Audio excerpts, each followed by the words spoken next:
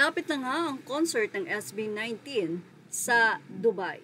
Well, kamakailan lamang ay naispatan at ibinahagi nga din to ng mga fans ang nasabing photo ng SB19 nakalagay sa isang van or sinasabing ito ay isang ads.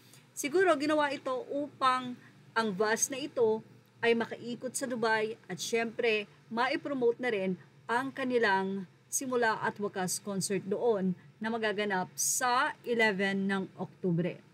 Nakalagay din doon ang paano makakabili ng tickets. Nakalagay doon ang October 11, 2025 Coca-Cola Arena. Get tickets at livenation.me. At syempre ang kanilang simula at wakas. Doon ay tila nakaharap mo na ng personal ang SB19 sa laki naman talaga ng pagka-print ng kanilang mga photo doon.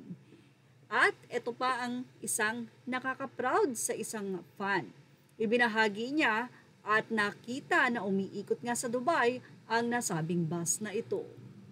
Narito po ay bahagi natin ang pagkaka-video ng fan na kung saan ay naispatan nga niya ng SB19 ay nasa highway at doon ay hindi natin alam kung sino ang nagdadrive, of course, kung nandyan na ba ang SB19 sa Dubai o wala pa. But anyway, makikita nga na talagang effort ang pag-video ng fans na ito sa nasabi nga pong bus na nakalagay ang mga mukha ng Mahalima. Proud na proud niya nga po itong ipinost at siya ay tuwang-tuwa dahil nga ito ay kanyang nakita. Bus pa lang yan, di ba? Paano pa kung personal na talaga niyang nakita ang SB19?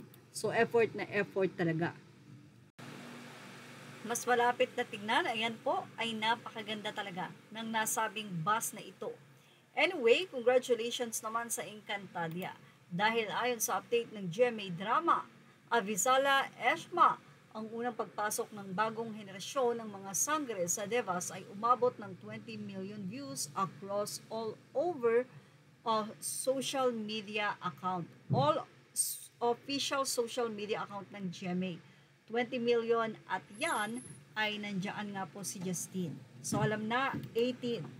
Well, ano po masasabi niyo about dito? Ilagay na ang opinion sa ating comment section, images, or all credit to the rightful owners. Thank you for watching. Showbiz Now.